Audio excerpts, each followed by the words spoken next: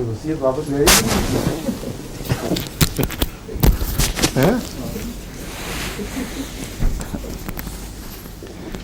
अस्सलाम वालेकुम रहमतुल्लाह।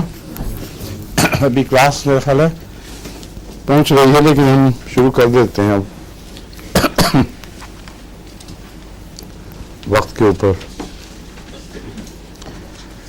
मैंने आपको पिछली दफा क्या पढ़ाया था? गायकम के मेन फीचर्स क्या हैं, क्या उसकी खुसूसियात हैं नुमाया, किस किस्म की दवाओं में आप उसे शुमार करेंगे गायकम को? गाउट या असाबी दर्दें, दाई की दर्दें, रूमेटिज्म, ये सब चीज़ें उसमें शामिल हैं गायकम में।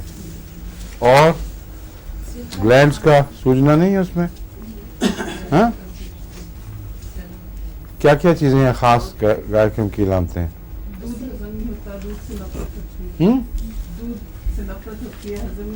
ठीक है।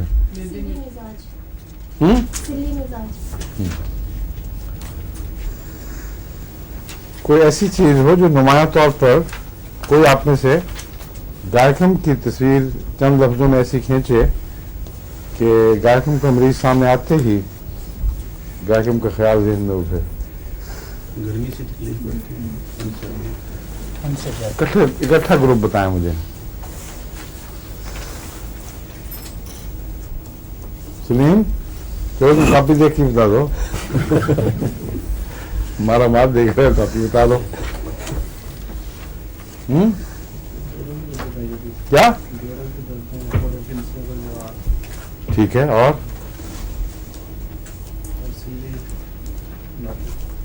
थोड़े फिंसियाँ ज़रूर होते हैं उसमें, जिगर और तिल्ली की तकलीफ़ें भी होती हैं। और क्या है? ग्लैंड्स का सूज जाना। और सर्दी से या गर्मी से क्या असर पड़ता है? हाँ जी राजा, किससे? गर्मी से। हाँ। लेकिन अगर वो गाउट की इसमें तकलीफ हो, दर्द हो, तो ठंडी टकोर से राहत है। हर जगह या सिर्फ चेहरे और गर्दन के ऊपर? चेहरे के उसमें अगर दाएं तरफ। देखिए, चेक करें जी। हर जगह ठंड से आराम आता है या सिर्फ सर वाले हिस्से पर?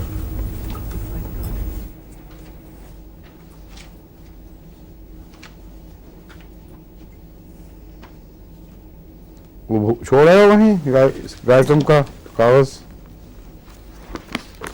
फिर देखने में मुझे याद कराना, क्योंकि गायकम अक्सर पहले इसका जिक्र नहीं आया हुआ, इसलिए इसे मुख्तसर दोहरा देना चाहिए। कल कर लेंगे इसको फिर। अब गायकम के साथ मैंने कॉल्शिकम रखी हुई है। कॉल्शिकम भी उसी किस्म की बीमारियों में मुफीद है जिस किस्म की बीमारियों में गायकम मुफीद बताई गई थी। कॉल्शिकम को बाई की दर्दों और यूरिया की वजह से तकलीफ़ों और यूरिक एसिड डायथिसिस खुसूसियत के साथ, जिसमें खून में यूरिक एसिड बढ़ जाए और ख़ास तौर पर टो पे सूजना, पाँव का मुतवरम हो जाना, वहाँ कपड़ा भी मामूली सा भी लगे तो उससे तकलीफ बढ़ जाना, ये सब कॉल्शिकम की नुमाया खुसूसियात हैं। कॉल्शिकम का जो मौसम है वो मुतज़ाद है। एक पहलू से तो सर्दी और नमी इसे नुमाया तकलीफ देते हैं। खून की हुई और बारिश हुई तो कॉल्शिकम के मरीज़ों की दर्दें जाग उठती हैं या दर्द जाग उठते हैं। और दूसरी तरफ खुश्क गर्मी, बिल्कुल खुश्क गर्मी, जिस तरह एकोनाइट को तकलीफ देती है उसी तरह इसको भी देती है। एकोनाइट में भी दो इंतहाई मौसम शामिल हैं, खुश्क गर्मी और खुश्क सर्दी। और इसमें भी खुश्क गर्मी नुमाया तौर पर तकलीफ देती है।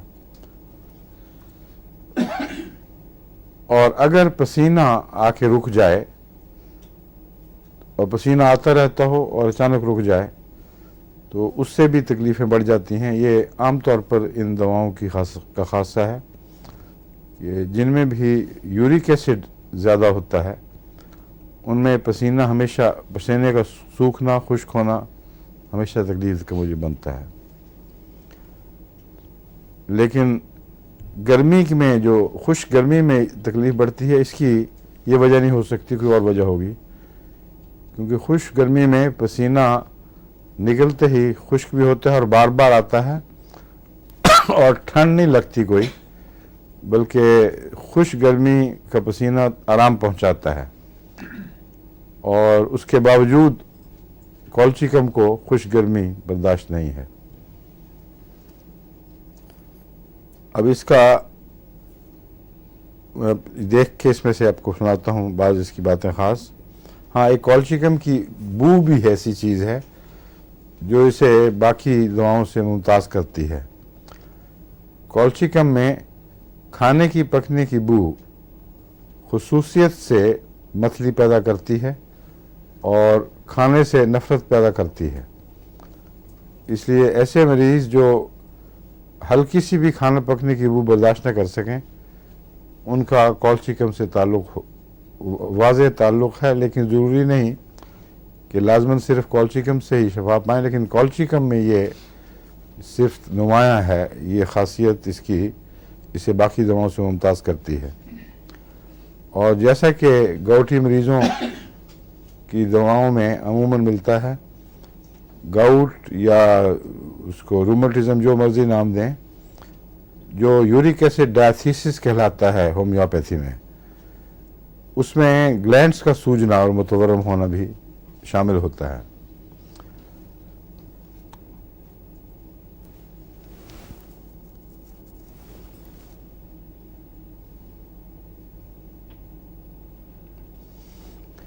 स्वेलिंग्स इसमें नुमायाँ होती हैं, मगर जो वजुल मफासिल की दर्दें हैं वो बाज़ दफ़ा बग़ैर किसी वर्म के भी होती हैं।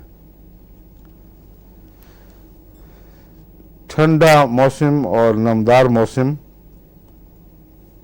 पेशाब में भी कमी पैदा कर देता है बाज़ लोगों के लिए, बाज़ों को बढ़ा देता है।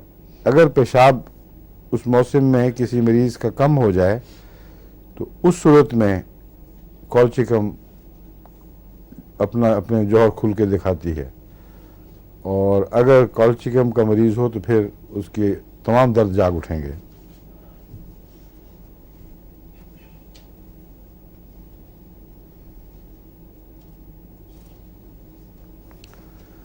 मौसम ख़ज़ां की बारिशों में भी ये बहुत बढ़ जाता है, यानी इसका मरज़ या इसके मरज़ बहुत बढ़ जाते हैं, क्योंकि ख़ज़ां में सर्दियाँ आ रही होती हैं और ख़ज़ां की बारिशें गर्मी के मौसम को बड़ी तेज़ी से सर्दी में तब्दील करती हैं। इसलिए उस ज़माने में कॉल्चिकम की ज़रूरत पेश आ जाती है।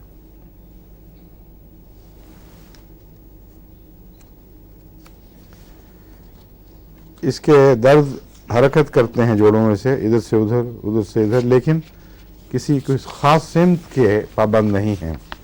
जैसा पस्टेला में बताया गया है या लाइकोपोडियम में या नेट्रम या लीडम में, उनकी सिमतें या उनकी ख़ास हरकतें वाज़ेह तौर पर पेशानी जाती हैं।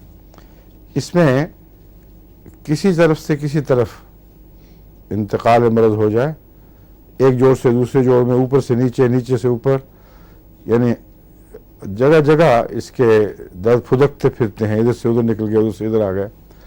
ये भी एक पहचान है इसकी।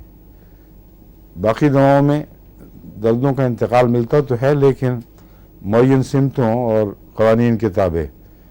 इसमें बस अंधाधुंध कभी घुटने का दर्द बाजू में चला गया, कभी बाजू का दर्द सीने पे आ गया, कभी गर्दन में आ गया, कभी सर में मुंतकिल हो गया। तो इस किस्म के बेतरतीब बदलते हुए दर्द आपको कॉल्चिकम की याद कराते हैं, याद दिलाते हैं। इसमें जो वर्में हैं जिनमें पानी भरा हुआ महसूस होता है, ऐसे वर्म जो फुलफुले हों महसूस होता है जैसे पानी के इज्तिमा से हुए हैं। कॉल्चिकम में पेट पर ऐसे वर्म मिलते हैं।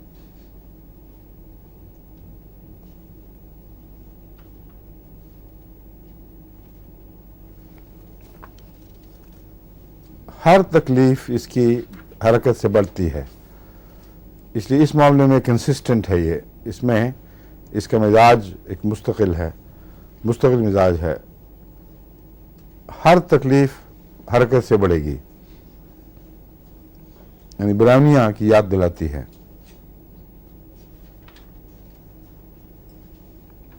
लीडम में भी बहुत सी बातें कॉल्चिकम से मिलती हैं।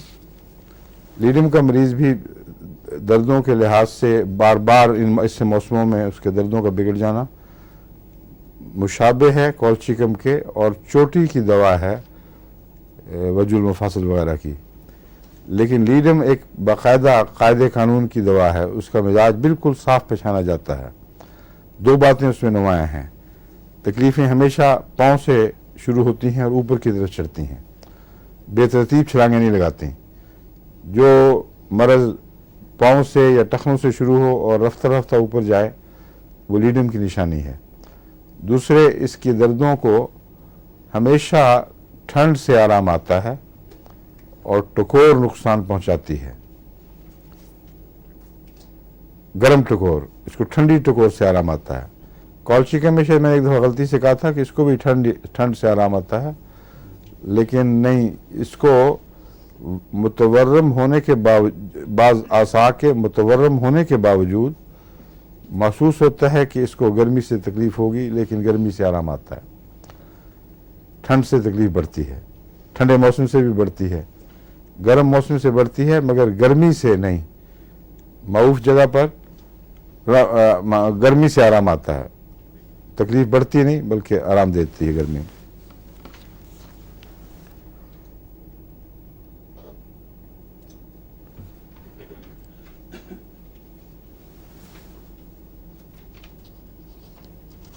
इसकी जो वर्में हैं वो पेट पर भी होती हैं और बाज़ दफ़ा हाथ और पाँव पर भी ज़ाहिर होती हैं, और हमेशा फुलफुली वर्में जहाँ अंगूठा या उंगली लगाए तो उसके दबने से निशान कुछ देर तक कायम रहता है वहाँ। और इसमें भी ठंड नुकसान पहुँचाती है और गर्मी से आराम मिलता है।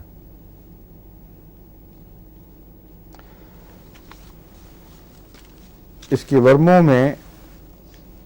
वर्मों से ये भी शुबा पड़ सकता है कि हो सकता है ऐसे मरीज़ को एल्ब्यूमिन आती हो पेशाब में, क्योंकि कॉल्चिकम की वर्में वैसी होती हैं जैसे एल्ब्यूमिन वाले मरीज़ की होती हैं।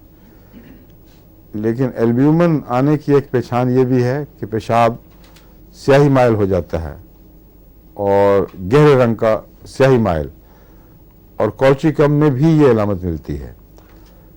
बस अगर वर्मों के साथ पेशाब का रंग बदल जाए और स्याही माइल हो जाए तो उसमें बशर्ती के दूसरी अलामतें भी हों कि सर्दी से तकलीफ़ बढ़े, गर्मी से फ़ायदा हो और हरकत से तकलीफ़ बढ़े, तो फिर ये बहुत मौसर दवा है। कॉल्चिकम जब काम करती है तो बड़ी ताकत से काम करती है।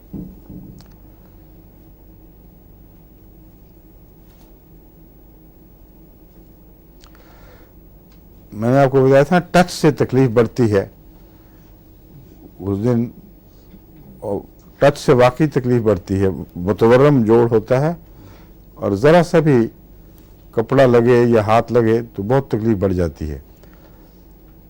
और इसीलिए मैंने आपको ये भी बताया था कि ऐसे मरीज़ सुराख कर देते हैं बाज़ बूटों वगैरह में, ताकि जो टोक का हिस्सा है, पंजा और उसका अंगूठे वाला हिस्सा, उसमें तकलीफ नुमायाँ होती है इसकी, वहाँ से कटवा देते हैं चमड़ा ताकि वो बाहर रहे और उसको कोई चीज़ लमस न कर सके।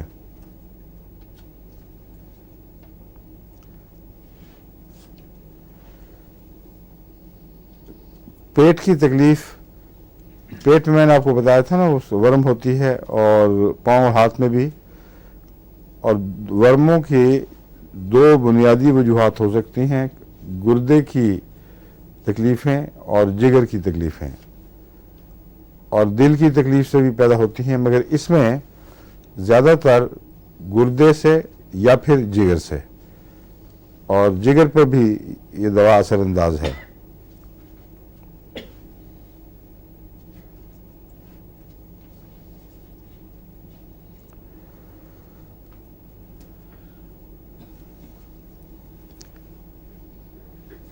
इसमें मसल्स में बिजली के से कौंधे चलते हुए भी महसूस करते हैं, और बाज़ दफ़ा मसल्स ट्विच करते हैं, यूं करके एकदम सिकुड़ते हैं, जिसका मतलब यह है कि कोई इलेक्ट्रिक करंट्स पास हो रही हैं जिन्होंने एक्साइट कर दिया है मसल्स को, और उसके शॉक की वजह से यूं सिकुड़ते हैं।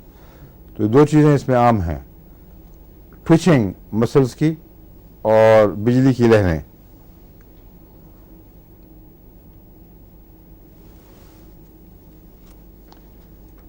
स्वेट बहुत होता है इसमें, पसीना,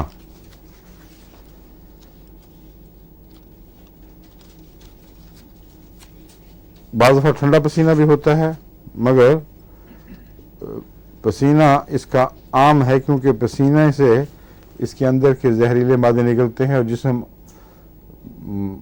मरीज का तभी रद्द-ए-अमल पसीने में जाहिर करता है।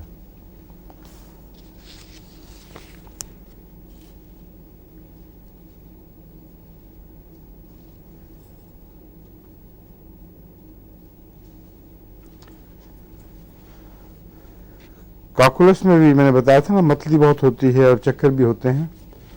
इसमें चक्कर इतने नहीं, मगर मतली काकुलस के मुकाबिल की है।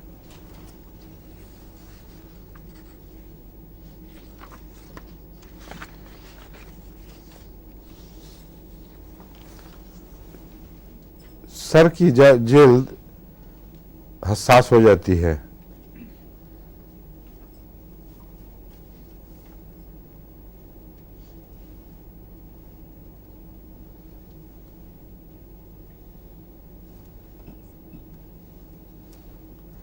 सर गर्म महसूस होता है, और सर के दर्द का मरीज जो नक्शा खींचता है उसमें दो बातें या तीन बातें ये बयान करता है कि कंस्ट्रिक्शन का भी एहसास है, दबाव का है, और बाज़ दफ़ा जैसे सर फट जाएगा।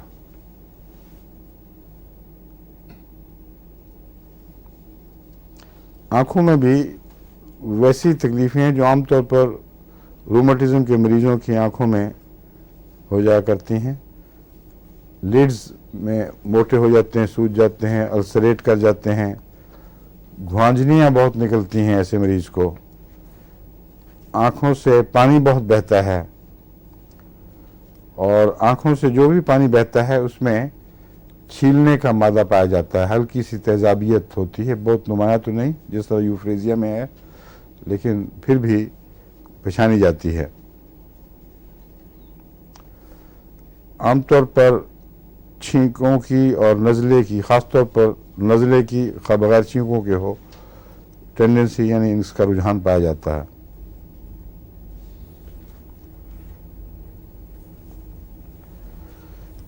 जो चीज़ें इसको अमूमन मुज़िर हैं और पसंद नहीं करता, एक है दूध, पसंद का सवाल नहीं, वैसे ही हजम नहीं होता या दिल नहीं चाहता, दोनों बातें हैं। यानी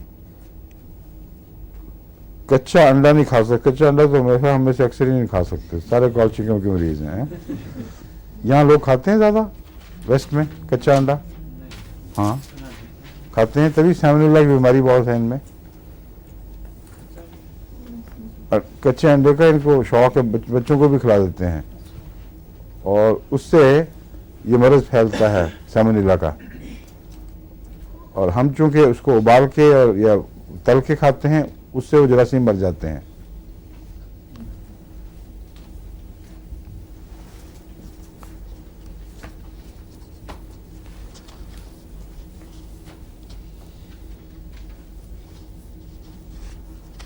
और सूप से भी तबीयत मुतरफ़र होती है, क्योंकि सूप की बू भी मरीज को मतली पैदा कर देती है।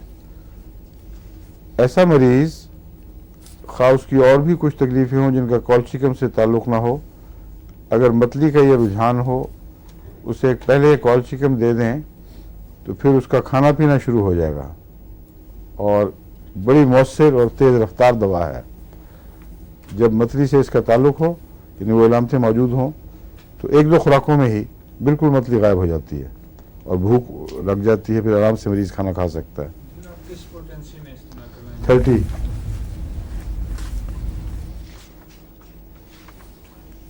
दांतों में इसके काफ़ी मुसीबत होती है। एक तो हसास ज़्यादा हो जाते हैं, सेंसोडाइन टूथपेस्ट की ज़रूरत पड़ती है, बस ये याद रखें हैं। और गम्स सेटल अवे, वो ढीले होकर दांतों को छोड़ने लगते हैं। दांतों में दर्द भी शुरू हो जाते हैं। उसके साथ जबड़ों में rheumatic pens,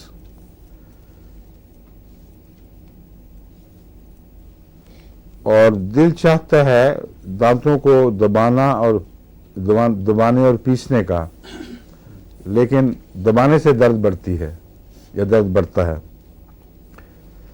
great soreness in the whole abdomen. Colchicum अफारे के लिए एक चोटी की दवा है, जिसे हम पंजाबी में तो वहाँ जानवरों को अफारा हो जाता कहते हैं, उर्दू में पता नहीं ये लफ्ज़ राज हुआ कि नहीं, लेकिन नफख कहलाता है असल में। हवा रुक जाए और पेट फूल जाए और बाद तन के ढोल की तरह हो जाता है, इसको नफख कहते हैं। और पंजाबी में अफारा। जानवरों के अफारे में कॉल्शिकम ने बहुत नाम पैदा किया है। अक्सर जानवरों यानी गाय भैंसों और भेड़ बकरियों वगैरह को अफारा होता है, और वो अफारा होता है हाइड्रोसायनिक एसिड की वजह से। HCN जो है ना, इसको क्या कहते हैं, इसको और क्या नाम है इसका, बादाम, कड़वे बादाम में होता है। ये कड़वे बादाम में जो कड़वाहट है वो पोटेशियम साइनाइड आमतौर पर जहर के तौर पर मशहूर है। ये हाइड्रोसाइनाइड हो या पोटेशियम साइनाइड हो, दोनों एक से असर करते हैं। तो बादाम में भी बाज़ दफ़ा HCN या पोटेशियम साइनाइड दोनों में से कोई पैदा हो जाता है। और वो जो बरसीम का चारा है, ये लूसन, उसमें अगर किसी वक्त खुश्की आ जाए और जिस वक्त उसको पानी की ज़रूरत है वो ना मिले, तो उसके कीमिया अंदर रद्द-ए-अमल दिखाकर HCN बना देते हैं उसके अपने अंदर। और बादाम में भी जब किसी बादाम की फसल को खुश्की लग जाए तो वहाँ बादाम कड़वे हो जाते हैं।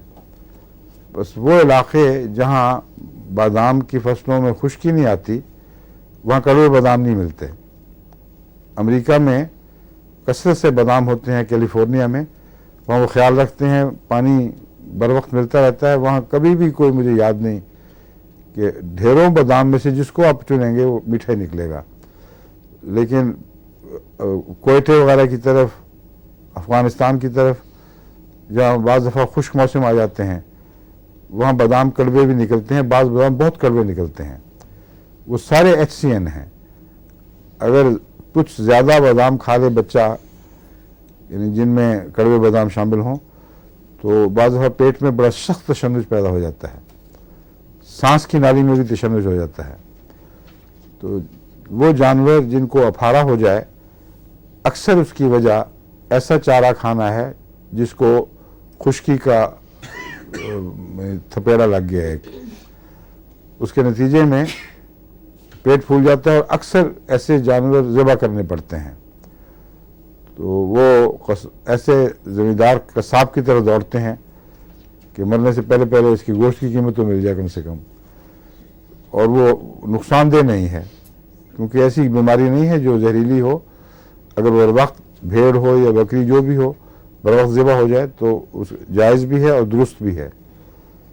लेकिन जानवर बहरहाल कीमती जानवर, दूध देने वाली गाय या भैंस, ये ज़ाया हो जाते हैं। कॉल्शिकम 200 की एक खुराक मैंने खुद अपने वहाँ फार्म पे, और उसकी वजह से शोहरत पाकर इर्द गिर्द से आने वाले मरीजों को ऊपर भी इस्तेमाल करवाइए। और लुत्फ आता है देखकर उसको किस तरह काम करती है। काल्शियम की मीठी गोलियां मुट्ठी भर उसके मुंह में डाल दें और खड़े होकर देखें, 5 मिनट के अंदर अंदर दोनों तरफ से हवा खारिज होनी शुरू हो जाती है। और देखते देखते मरीज यानी गाय या भैंस वगैरह वो उठकर फिर आराम से, वरना उनकी हालत बड़ी दर्दनाक होती है। सांस रुक रहा होता है, बड़ा जोर लगा के जानवर सांस लेते हैं, छोटी सी जगह रह जाती है, डायफ्राम फैल के ऊपर चला जाता है। तो ये कोई हंसने वाली बात नहीं कि बच्चे हंस पड़े, हवा निकल रही है। ये तो एक बड़ा ही पुरसुकून नज़ारा है। ऐसा मरीज जिसको शफा मिल रही हो उसको देख कर तबीयत तस्कीन पाती है। कॉल्शियम उन लोगों के लिए जो होम्योपैथ पर एतकाद नहीं रखते, ऐसे मौक़ों पर यकीन दिलाने का मुझे बन जाती है। अक्सर काम करती है, हर दफ़ा काम नहीं करती, ये याद रख लें। कई दफ़ा मैंने देखा है इसने काम नहीं किया, कोई और दवाई होगी, हाइड्रोसायनिक एसिड नहीं होगा, कुछ और होगा। लेकिन अब देखना यह है कि हाइड्रोसायनिक एसिड का जो असर इंसानों पर पड़ता है, क्या उसका भी एंटीडोट है कि नहीं। इसलिए वो तशन्नुजात जो पोटेशियम साइनाइड या हाइड्रोसाइनाइड की याद दिलाएं, उनमें कॉल्शियम मुझे ताकत में इस्तेमाल करके देखना चाहिए। मुझे कभी मौका नहीं मिला, इसलिए मैं आपको बता रहा हूँ। अगर ऐसा मरीज हो, हाइड्रोफोबिनम हाइड्रोसाइनेटिक एसिड HCN, ये दोनों 200 में मैं अमूमन इस्तेमाल करवाता हूँ, जिससे वो तशन्नुजात, सांस की बंदिश वगैरह में फौरी फ़ायदा होता है अल्लाह के फजल के साथ। दमे के सांस बंद होने में भी ये दवा कारआमद है। लेकिन कॉल्शियम को कभी इस्तेमाल नहीं किया। अगर हाइड्रोसायनिक एसिड का काटा हुआ कोई हो तो उसमें मेरा ख्याल है कि एंटीडोट होना चाहिए इसको। इसलिए बहुत ख़तरनाक जहर है, वो चंद मिनटों में जान ले लेता है। वो अगर बर वक्त हो और कॉल्शियम का 1 लाख का एक कतरा मुंह में डाल दिया जाए तो बैद नहीं कि वो बच जाए, मगर ये देखने वाली बात है।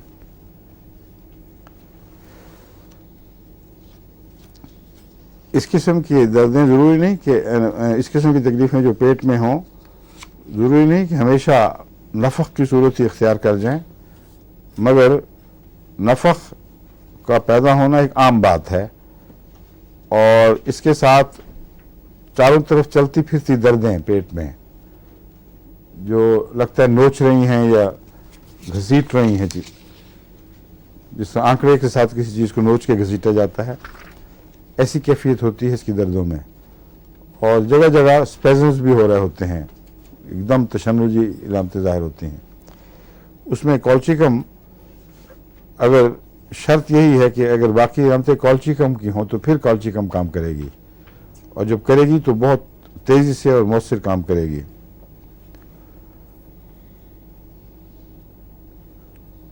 डायरिया और या डिसेंट्री, पेचिश हो या डायरिया हो, उसमें अगर जेली की तरह का मवाद निकले तो उसमें भी ये बहुत मुफीद है।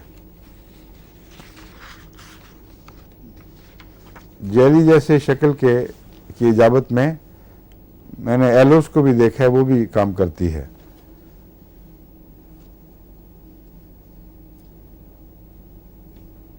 दर्द बहुत होता है इसमें, पेट का दर्द बहुत नुमाया, और अगर तेज काटने वाला और बहुत ही नाकाबिल बर्दाश्त दर्द पेट के कॉलिक में उठे तो उस वक्त क्या देना चाहिए। नहीं, जरूरी नहीं है, नहीं भूल गए हैं आप। एक एसिड है, कौन सा एसिड है वो? Oxalic acid. ऑक्सैलिक एसिड पेट के काटने वाले दर्दों में जो बेइंतहा दर्द हो, ऐसा कि बेहोश कर दे मरीज को, उसमें ऑक्सैलिक एसिड सबसे नुमाया दवा है। लेकिन कॉलोसिंथ की इलामत यह है कि लहरदार दर्द उठता है और लहरें हमेशा पहले से बढ़कर उठती हैं। अगर ये सिमत पाई जाए उसमें कि लहर दर दर्द उठा है, वो दर्दें मुशाबे होंगी ऑक्सैलिक एसिड के ही बाकी बातों में, लेकिन हर लहर अगली से ज़्यादा शिद्दत इख्तियार करती जाए, ये खा चेहरे की हो, पेट की हो, कहीं भी ऐसा दर्द हो, उसमें कालोसिंथ जब काम करती है, अक्सर करती है, तो बहुत अच्छा काम करती है, बहुत तेजी से असर दिखाती है।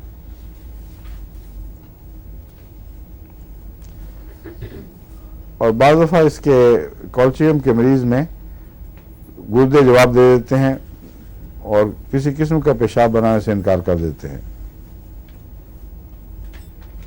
उससे पहले आमतौर पर यह इलामत होती है कि पेशाब में पहले जलन पैदा होनी शुरू हो जाती है, कुछ कम और जलन पैदा होनी शुरू। अगर मरीज़ कॉल्शियम का हो, उसके वजूद मुफासिल हों, इसी किस्म की इलामतें हों, तो फ़ौरन उसका कॉल्शियम से इलाज करना चाहिए, वरना एक दफ़ा गुर्दे काम छोड़ दें तो फिर एल्ब्यूमिनेरिया वगैरह दूसरी चीज़ें भी बहुत बढ़ जाती हैं, फिर ब्लड में यूरिया बहुत ऊंचा हो जाता है, तो काफ़ी ख़तरनाक चीज़ है जो उसका संभालना मुश्किल है। इसलिए ऐसी इलामतों में याद रखें, कॉल्शियम बर वक्त देने से बहुत से मर्ज़ों के पेच की पेचदारी से बच सकते हैं आप।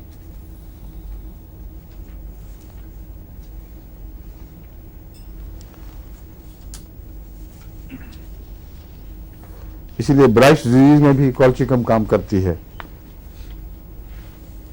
क्योंकि डॉक्टर साहब ब्राइस डिजीज वही है ना जो गुर्दे नाकाम होकर जिसम में फिर दर्दें भी शुरू हो जाती हैं। क्यों, क्या कहते हैं इसको, असल तारीफ क्या है ब्राइस डिजीज? मेरे ज़हन में नहीं इस वक्त उसके। ब्राइस डिजीज गुर्दे की नाकामी है जो एल्ब्यूमिनेरिया पैदा करती है, जहाँ तक मुझे इल्म है। हैं? फिर उसकी वजह से सोजे वगैरह हाँ, वर्म पैदा हो जाती हैं। ड्यू टू ये जहाँ तक मुझे याद है ये है, चेक कर लें फिर कल सलीम, वहाँ जाके उससे पता कर, आप कर लें, वो डिक्शनरी है वहाँ पड़ी मेरे पास।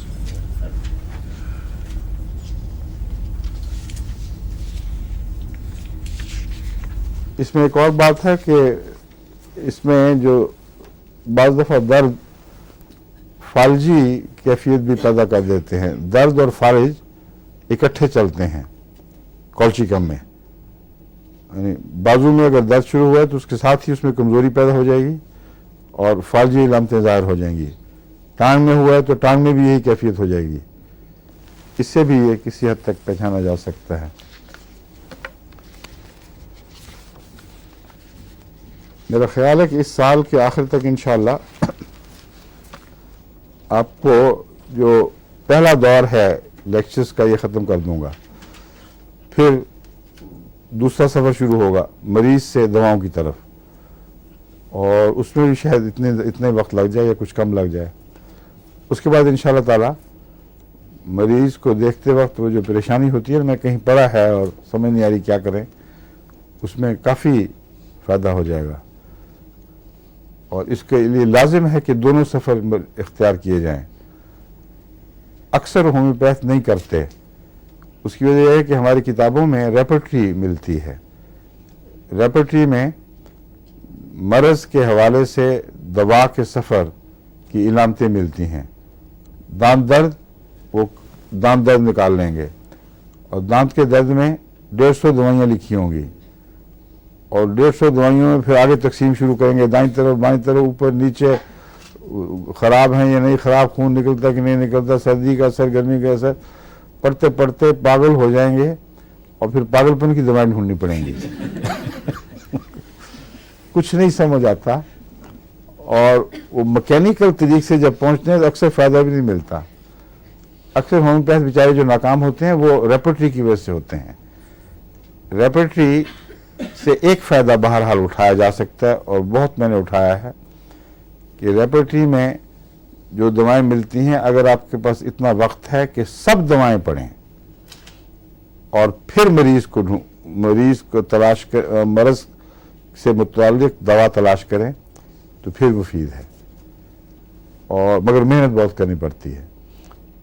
मुझे बाद दफ़ा पूरी रात रेपर्टरी की वजह से किताब पढ़नी पड़ती थी। वो सारी दवाएं पढ़ने के बाद फिर जहां पहुंचता था वहां फिर पूरा नक्शा साथ आता है ना।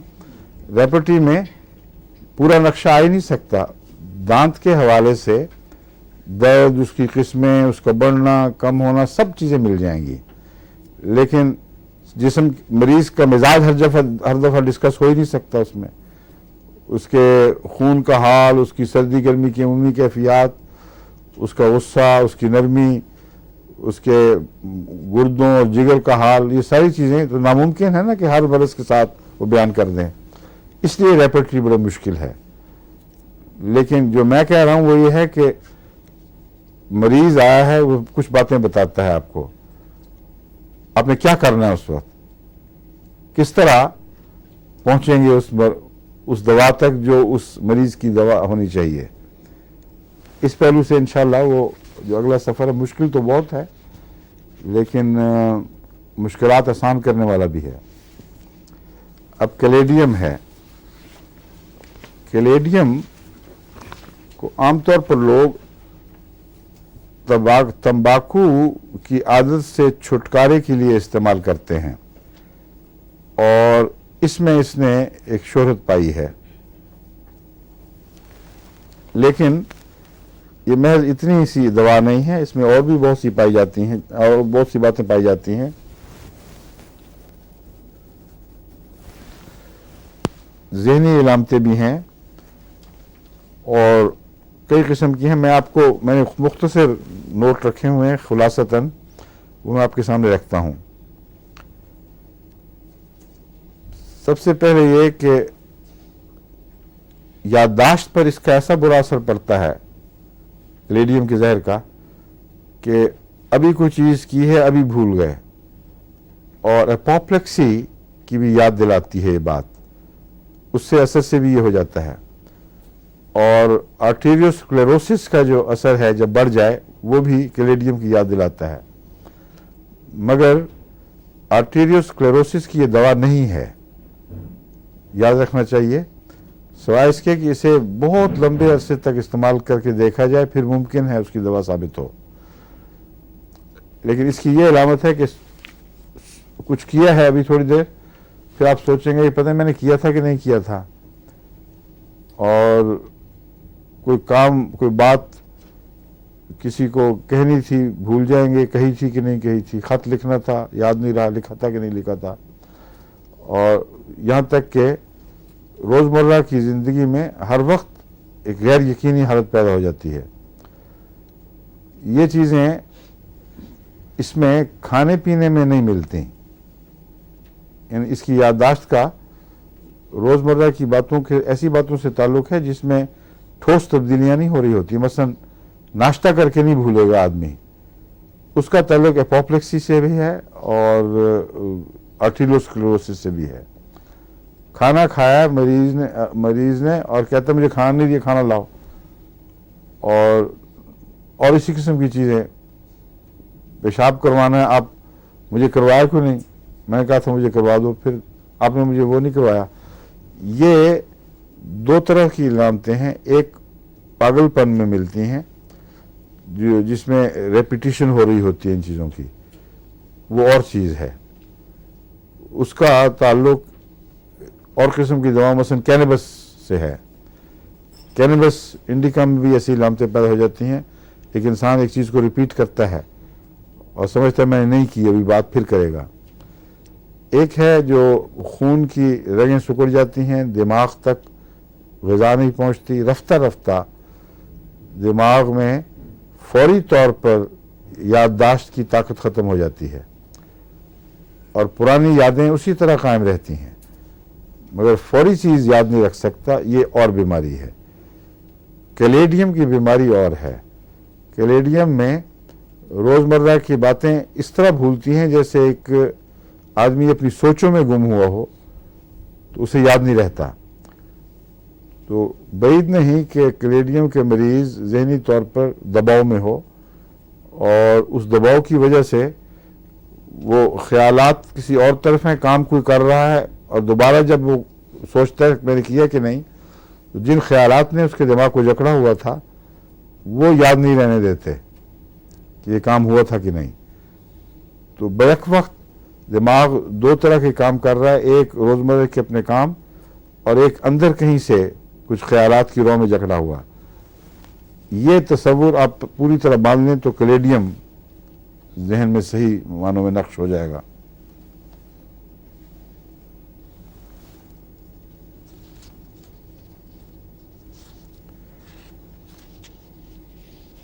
अब आगे इसमें एक और चीज मिलती है जो मेरे इस नजरिए को दुरुस्त करार देती है, state of absent mindedness. Absent mindedness साफ बता रही है कि जैसे फलसफी बातें भूल जाते हैं इसलिए कि वो हर वक्त सोचते रहते हैं, और बाज़ दफ़ा ऐसी हरकतें करते हैं कि एक दफ़ा एक फलसफी साहब बाहर से आए और छड़ी को बिस्तर पर डाल के आप कोने में जाके खड़े हो गए, और ये पता था, सोच में दिमाग में हल्का सा था कि मैंने ये दो काम करने हैं, कोने को भी इस्तेमाल करना, बिस्तर को भी। लेकिन ऐसा जकड़ा हुआ था दिमाग सोचों में कि उलट दिया, छड़ी बिस्तर पे आप कोने में। तो ये कैलेडियम से मिलती जुलती इलामत है।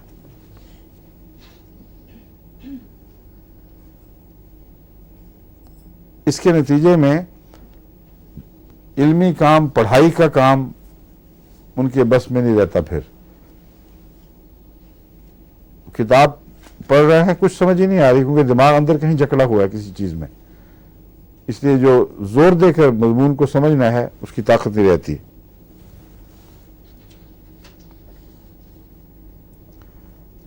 और बहुत जल्दी थक जाता है मरीज पढ़ने से और जोर लगाने से।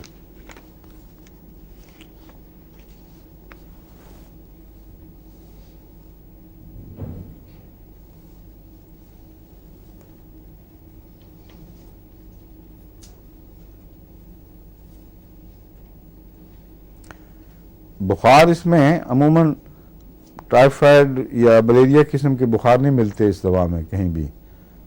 अगर बुखार होगा तो जो कुछ देर मुसलसल रहता है बुखार, जिस किस्म के भी बुखार शुरू होकर मुसलसल रहते हैं और टूटते हैं तो एकदम टूटते हैं, उस किस्म के बुखार इसमें कभी कभी मिल जाते हैं, मगर बुखार की दवाओं में से ये नहीं है, यानी कोई ख़ास ताल्लुक बुखार वगैरह से नहीं है, जिसका मतलब इन्फेक्शन वगैरह का ताल्लुक इसके साथ नहीं है।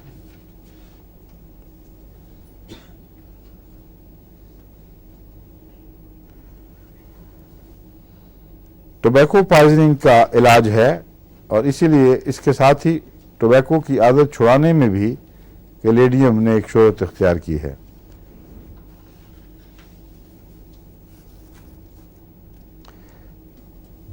टोबैको से बाज़ दफ़ा जिनसी कमज़ोरियाँ पैदा हो जाती हैं और बद असरात ज़ाहिर होते हैं। उनमें कैलेडियम पिक्रिक एसिड और सेलेनियम की इलामतों से मिलता है, इसलिए आप वहाँ पढ़ लें वो क्या क्या इलामतें हैं, तो आपको इस फहरिस्त में 3 दवाएं नुमायां नज़र आएंगी, पिक्रिक एसिड, सेलेनियम, कैलेडियम।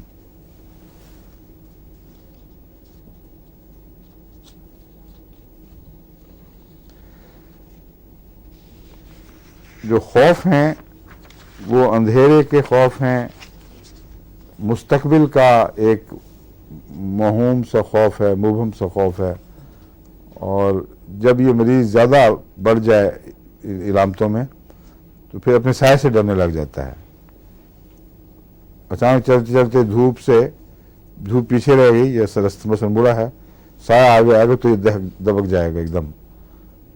तो ऐसा मरीज़ जिसको अंधेरों से यहाँ तक कि साय से भी खौफ हो, वो कैलेडियम की भी याद दिलाता है। इसके चक्कर आंखें बंद करने से नुमायां हो जाते हैं।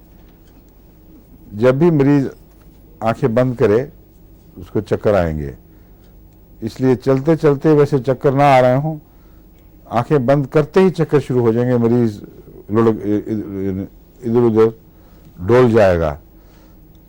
कोनियम के चक्कर नींद भी आंखें बंद करके माफ़ करना, आंखें खोलने से बढ़ते हैं और लेटने से बढ़ते हैं, आंखों को हरकत देने से बढ़ते हैं।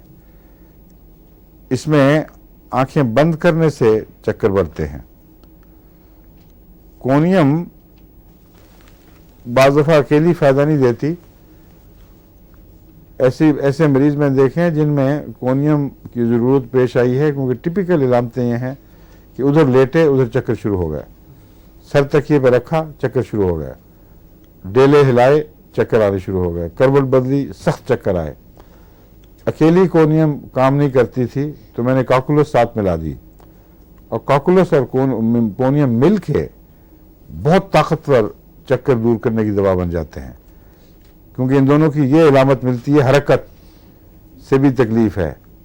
और अगरचे कोनियम में बिस्तर पे लेटने से चक्कर बढ़ते हैं, लेकिन उस वक्त भी हरकत का ताल्लुक फिर भी रहता है, करवट बदलने से बढ़ जाएंगे, सारा बिस्तर या सारा कमरा घूमता हुआ महसूस होगा, और आंख को हरकत देने से बढ़ जाएंगे।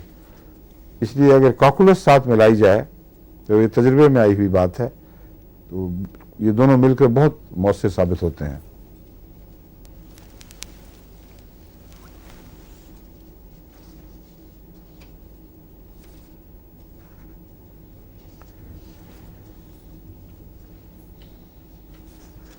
इसमें एक अलामत यह है कि आमतौर पर गर्मी से इसकी तकलीफ बढ़ती है, समझे? हर किस्म की गर्मी, गर्म मौसम, गर्म कमरा, ये चीज़ें इसकी तकलीफ बढ़ाती हैं, और ठंडी चीज़ों से आराम मिलता है। फास्फोरस में क्या होता है? हैं? उसको मैदे को और सर को ठंडी चीज से आराम मिलता है, और वैसे उसको गर्मी से मिलता है ना?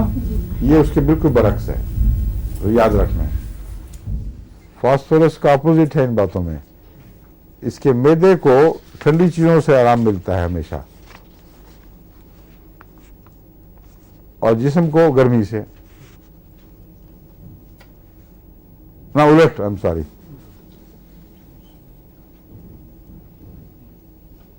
मैदे को तकलीफ मैं कहना चाहता था, आराम नहीं। मैदे को ठंडी चीज से तकलीफ होती है, समझ गए? जिस्म को ठंडी चीज से आराम मिलता है। जिस्म गर्म कमरे में जाएगा तो उसकी तकलीफें बढ़ जाएंगी, मैदे में गर्म चीज जाएगी तो आराम देगी। फास्फोरस में ठंडी चीज आराम देती है मैदे को। ठीक है, वाज़ेह हो गया? अच्छा, शुक्र है।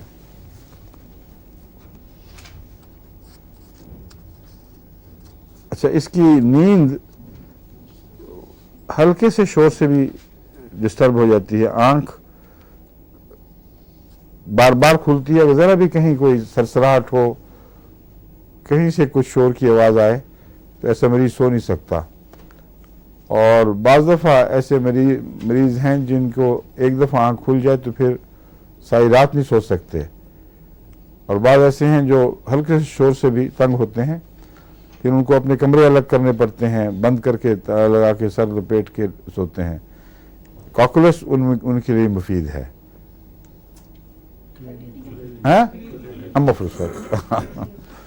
कैलेडियम उनके लिए मुफीद है, लेकिन और भी दवाएं आपको बताई हुई हैं। फास्फोरस और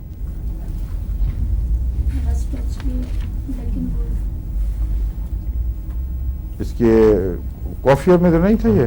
वो तो एक्साइटमेंट से आवाजें दूर दूर की आती हैं, शोर की हिस्स बढ़ जाए, ये किन किन दवाओं में है? हाँ, लेकिन ये अलामत नहीं है कि आंख जल्दी खुल जाएगी। फास्फोरस की आंख का खुलने का शोर से नहीं इतना ताल्लुक, ये आपको गलत रह गया याद।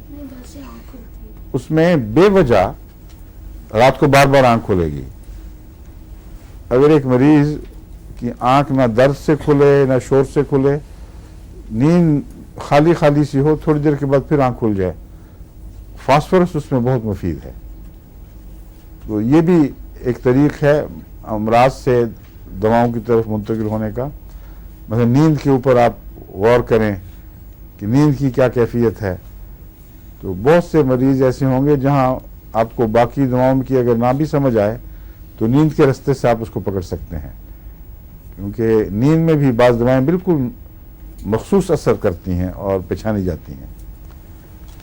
तो मुझे भी ये पूरे याद नहीं है कि शोर वाली और कौन सी दवाएं हैं, लेकिन मुझे याद है मैंने आपको पढ़ाई थी एक दवा, उसमें जिक्र किया था बाज़ लोगों का। हमारे कादियान में एक मौज़िन हुआ करते थे, उन बेचारों की मुसीबत थी कि अगर कोई इशा के बाद उनकी आंख लग जाए और कोई लड़का ऊपर चढ़ जाए मस्जिद पे, तो फिर सारी रात जागता था वो गरीब। इसलिए वो दरवाजे नीचे से बंद करके आता था, और लड़के तंग करने उनको पता लग गया था ना, तो वो दरवाजा जोर से खटखटा देते थे, फिर वो दौड़ता हुआ नीचे उतरता था मारने के लिए उनको, और लड़के भाग जाते थे।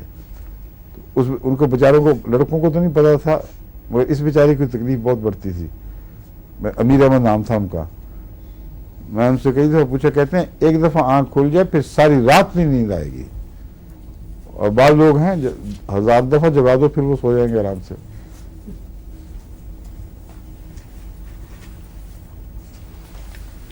जिल्द में इसके क्या एहसासात होते हैं? टेरेंटुला की याद दिलाते हैं। क्या हैं? हैं? सनसनाहट, जैसे कोई कीड़ा मकोड़ा चल रहा हो।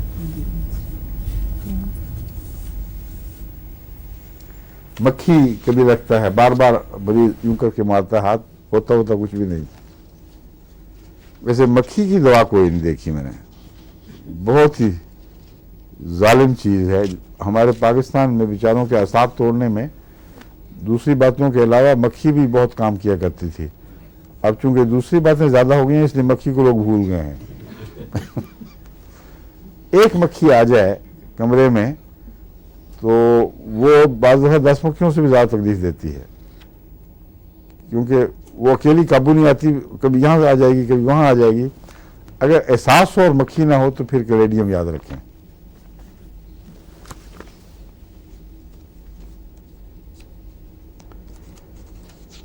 और इसके जो मक्खी की चलने का जो एहसास है, उसका इस बात से तो ताल्लुक कोई नहीं, लेकिन अजीब बात है कि इसका मरीज़ मक्खियों को खींचता बहुत है, क्योंकि इसमें, इसके पसीने में मिठास पाई जाती है। पसीना मीठा नहीं होता, लेकिन मीठी बू, और मक्खियाँ बड़ी उड़ उड़ के आती हैं उस तरफ। इसलिए अगर कोई मरीज़ ऐसा हो जिसका पसीना गैर मामूली तौर पर मक्खियों को खींचे, तो उसमें कैलेडियम उसको देनी चाहिए।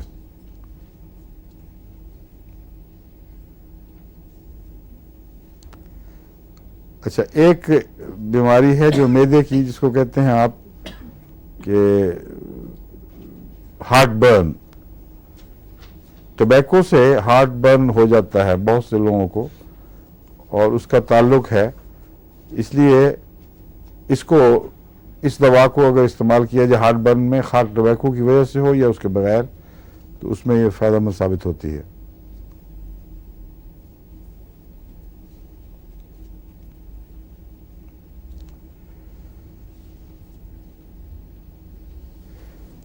अगर सिर्फ खारिश हो और उसकी मुअय्यन वजह सामने ना आए, मसलन जिल्द पे कोई एक्जिमा वगैरह के आसार ना हो और खारिश हो, बस कभी यहाँ कभी वहाँ, हर वक्त खारिश, तो उसी की बड़ी ही सूरत है जो मैं बता रहा हूँ कि मक्खी के चलने का एहसास।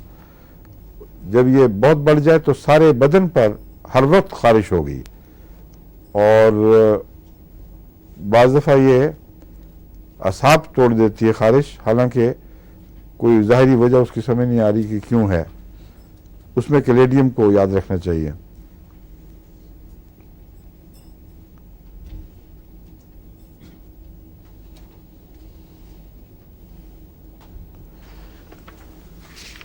औरतों में भी ये खारिश बाज़ दफ़ा बहुत शदीद अज़ाब की सूरत इख्तियार कर जाती है, इसलिए कैलेडियम को इस सूरत में पेश नज़र रखना चाहिए।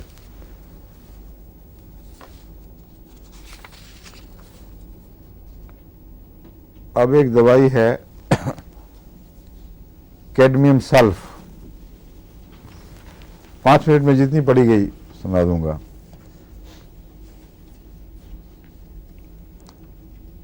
काम से बहुत घबराते हैं इसके मरीज, मेंटल हो या फिजिकल एग्जर्शन, जिस्मानी या जहनी मेहनत करनी पड़े, ऐसे मरीज बहुत भागते हैं उससे। कई लोग जो निखटू बन के घर में बैठ रहते हैं, उनके लिए एक दवा मैंने पहले भी बताई थी एक दफा, सल्फर, याद नहीं रहा? सल्फर का इससे बहुत ताल्लुक है। ऐसे खामन जो घरों में बैठ रहते हैं, सारा दिन बिस्तर तोड़ते रहते हैं, उनको अगर अक्सर सूरतों में सल्फर से इलामतें सल्फर की मिल जाती हैं, स्कीमें बनाते हैं बड़ी बड़ी कमाई की, लेकिन काम करने की तौफीक नहीं मिलती। और अगर काम से वैसे नफरत हो और ऐदी सा हो आदमी, तो उसमें उसको याद रखना चाहिए कैडमियम सल्फ। ओपियम का भी यही असर होता है तबीयत पे, यो भी याद रखें। ओपियम का मरीज सोचता रहता है, ख्वाबें देखता है, लेकिन हाथ हिलाना, काम करना, ये उसके लिए मुसीबत है। क्यों नहीं? कोई वाकया पता है ओपियम के मरीज का कि नहीं? एक आदमी घोड़े पर जा रहा था कहीं, तो एक बेरी के साए तले 2 अफीमी गुट पड़े हुए थे। तो जब घोड़े के कदमों की चाप से एक की आंख खुली, तो उसने कहा, भाई रहम करो, जरा थोड़ी देर के लिए रुको और आके मेरी बात सुन जाओ। तो उसने कहा, पता नहीं क्या बेचारे कौन है मरीज पड़े हुए। उतरा, घोड़ा बांधा दरख्त से और जाके उसने कहा, फरमाइए मैं आपके लिए क्या कर सकता हूँ।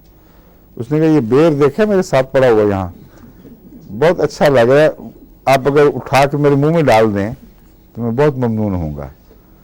उसको बड़ा गुस्सा आया, जी बेहुदा चीज हो, साथ पड़ा हुआ बेर है, तुम आप नहीं उठा सकते और मुझे उतार दिया चलते को, घोड़ा बांध कर मैं आया हूं।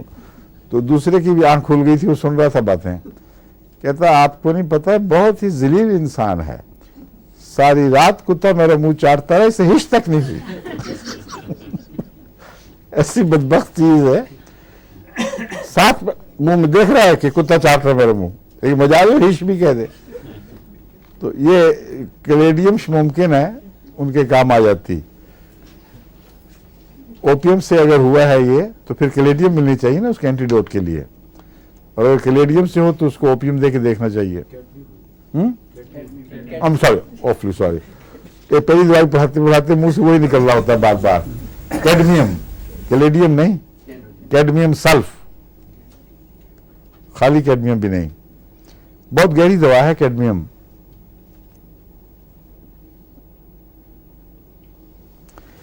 इसमें तशन्नुजात और फालिज बहुत नुमायां हैं।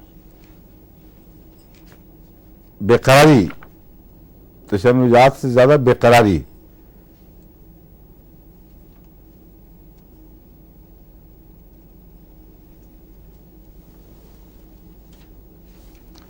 और साथ नकाहत, फालजी इलामतें जो पाई जाती हैं, इसलिए बेकरारी के साथ कमजोरी, असाबी और फालजी इलामतें, ये आर्सेनिक की याद दिलाता है कैडमियम सल्फ। लेकिन आर्सेनिक के मरीज का मिजाज इससे बिल्कुल बरक्स है।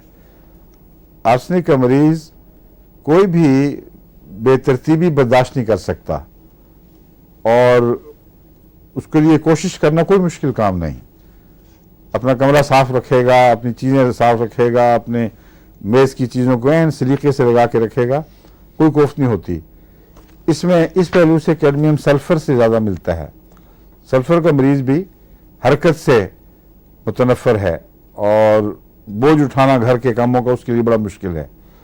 तो कैडमियम बेचैनी में आर्सेनिक से मिलता है, तशन्नुजी इलामतों में, या फालजी इलामतें कहना चाहिए, फालजी इलामतों में सल्फर से भी मिलता है और आर्सेनिक से भी, लेकिन एक्टिव नहीं होता, जबकि आर्सेनिक एक्टिव होता है। और मैदे में भी इसमें बेचैनी पाई जाती है।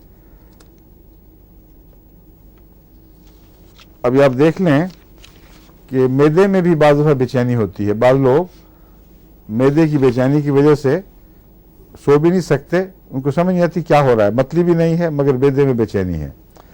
उस बेचैनी में कैडमियम एक अच्छी दवा है। और एक इसका फ़र्क आर्सेनिक से और भी है। आर्सेनिक की बेचैनी में मज़ीद मरीज़ एक जगह उसी हालत पे नहीं रह सकता, वो करवट बदलेगा या कम से कम सारी हिलाएगा। और कैडमियम का मरीज़ बेचैनी आर्सेनिक की तरह महसूस करता है लेकिन हरकत से तकलीफ़ होती है।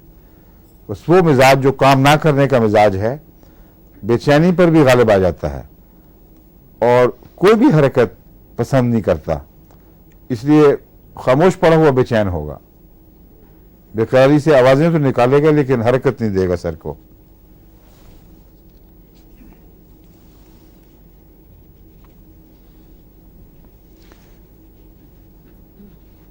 स्पेज़मोडिक मैंने कहा था ना तशन्नुजी इलामतें, इसमें तशन्नुजी इलामतें हैं तो सही मगर एक और तरह के तशन्नुजी इलामतें हैं जो जिंक से मुशाबे हैं। जिंक पढ़ा दिया आपको मैंने? हाँ नहीं ना पढ़ाया। मैंने कहा जिंक पे मैंने मार्क कर दिए सारे और उसके साथ वेरिएशन एल्बम पे भी किए हैं, तो ये उनके बना लो आइंदा के सबक के लिए।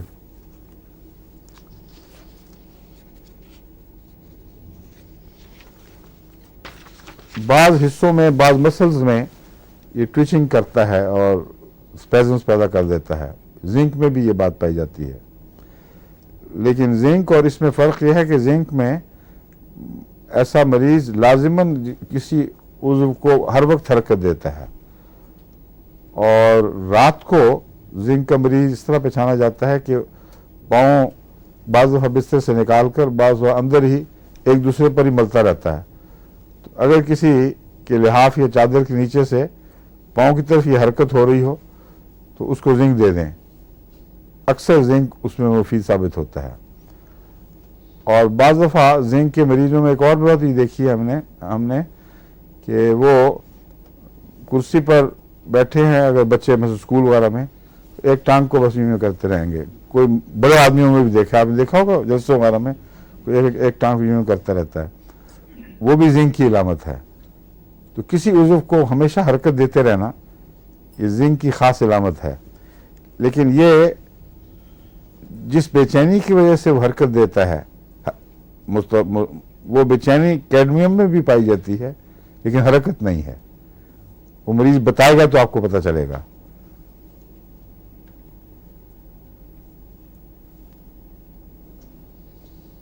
क्यों जी? अच्छा जी, अब ये आखिरी मिनट जा रहा है। आंखों की तकलीफों में जिंक बहुत अच्छी दवा है। बाकी इंशाल्लाह जिंक मैंने शुरू कर दिया खामखा, जिंक भी अच्छी दवा है और ये भी अच्छी दवा है। पुराने आंखों के सोर जख्मों में कैडमियम सल्फ बहुत अच्छी है। और मोटे हो जाएं छप्पर, उनमें नासूर की इलामतें हों या आंख के डेले पे नासूर की इलामतें हों, तो वो इलामतें जो क्रॉनिक हो जाएं आंखों के साथ, दायमी मुज़मिन शक्ल इख्तियार कर लें, उनमें कैडमियम सल्फ को नहीं भूलना चाहिए। जिंक में भी वो हैं मगर वो बाद में पढ़ाऊँगा, वो मैंने दोनों बातों को ज़्यादा मिला दिया असल में। अब वक्त ख़त्म हो गया है, बाकी इंशाल्लाह कल।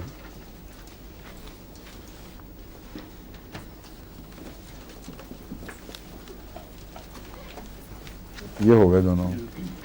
और याद कराना वो हमने कल एक दवा देखनी है दोबारा। कौन सी?